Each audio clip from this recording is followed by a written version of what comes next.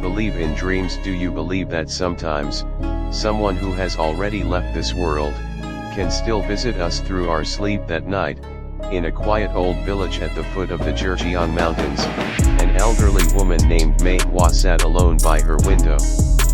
Outside, the rain had just stopped. The moon slowly emerged from behind drifting clouds, casting pale light on the wet ground. The sound of crickets returned, mixing with the soft whisper of wind through the bamboo trees. Mei Hua held a cup of tea that had long gone cold. Her wrinkled hands trembled slightly, and her eyes gazed into the distance as if searching for something she could not name. On the table beside her, an old radio crackled faintly. A soft voice came from it. Tragic news from China's entertainment world. Actor Yu Menglong has passed away unexpectedly. The old woman froze. She didn't know much about actors or celebrity lives. But strangely, that name Yu Menglong felt familiar, almost haunting. She closed her eyes, trying to remember why.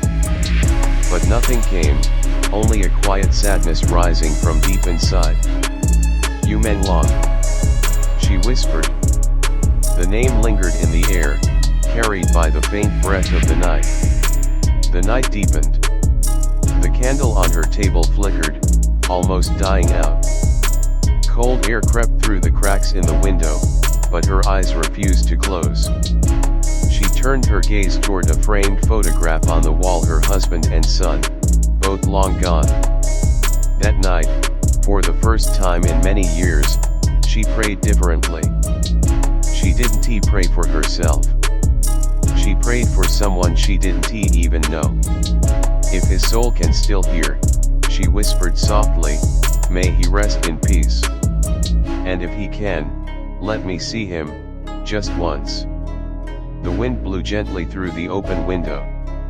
And there, between prayer and sleep, reality began to fade.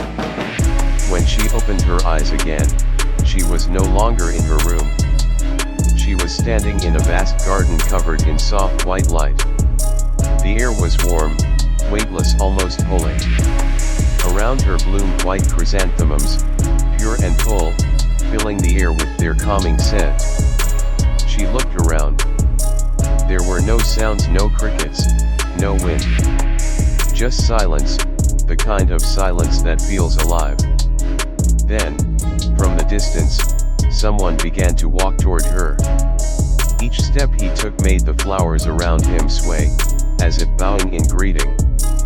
He was young, dressed simply in a white shirt and loose trousers. His hair was slightly tousled, and his face carried a peace that no words could describe. The old woman's breath caught. "You, Menglong," she said, her voice trembling. The man smiled, his eyes kind and gentle. "Yes, Grandma," he said softly. "I am Yu Menglong." The sound of his voice felt real, too real for a dream. You're supposed to be gone," she whispered. "People all over the world cried for you." Menglong smiled faintly. "Not all tears are sad, Grandma. Some are born from love, and love never dies." He came closer, and somehow the light around them grew warmer. "Why me?" she asked in confusion. "Why would you appear to me, an old woman you've never met?" "Because you called for me with a pure heart," he said. "Even the quietest prayer can cross worlds if it's spoken with love." The old woman lowered her head. "I didn't mean to summon you," she said softly. "I just felt sorrow for you." Menglong smiled again, the kind of smile that could heal. "Sorrow is love that never found its words," he said. "Sometimes strangers are more sincere than those who claim to care." He turned his gaze upward. The sky above the garden began to glow with hues of gold and violet. "I didn't come to frighten you, Grandma," he said gently. "I came to thank you." "For what?" "For your prayer. It made my place here brighter." The garden shimmered in quiet beauty. Somewhere in the distance, a melody played like harps strummed by unseen hands. Menlong sat down on a stone bench and gestured for her to join him. "The place I'm in now," he said slowly, "is not what people imagine. There is no fire, no pain, no paradise made of gold. It's just peace. A place where every soul waits remembering the things it once loved." The old woman nodded, listening. "And what do you miss the most from our world, child?" she asked softly.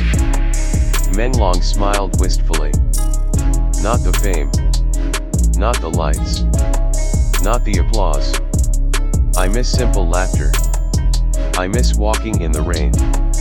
I miss hugging someone, for no reason at all."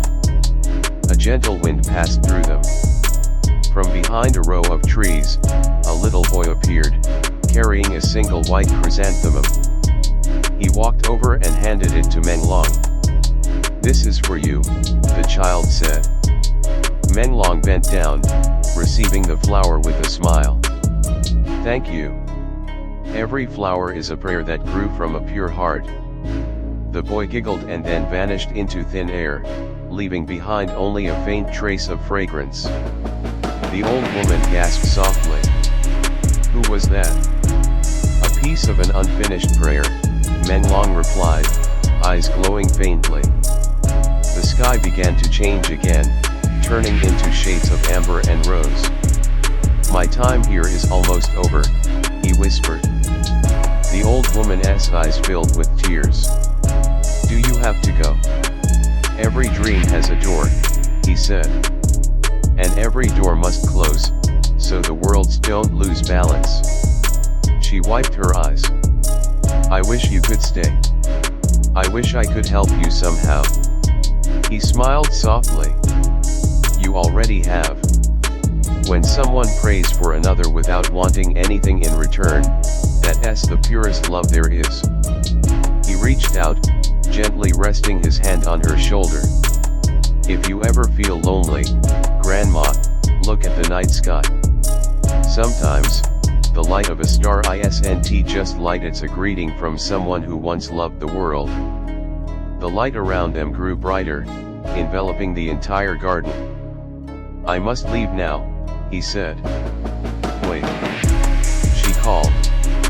"Are you happy where you are?" Menlong turned back, smiling a calm, radiant smile.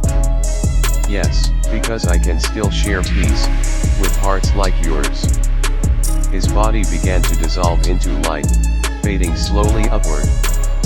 Yet, before completely vanishing, his voice lingered in the air, tender and clear. "Thank you for listening, Grandma. The world never truly separates those who love." The old woman woke up. Tears ran down her face, but her heart felt strangely light.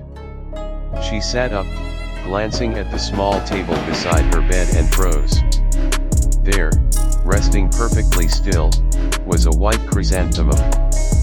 Fresh. Dew-covered. Real. Her hands trembled as she picked it up. "Thank you, Menlong," she whispered with a smile. From that night on, every evening before bed, Mei Hua lit a single candle by her window. Villagers often saw the small glow from afar and wondered why the old woman did that every night. She only smiled and said, "It's for those who are still finding their way home."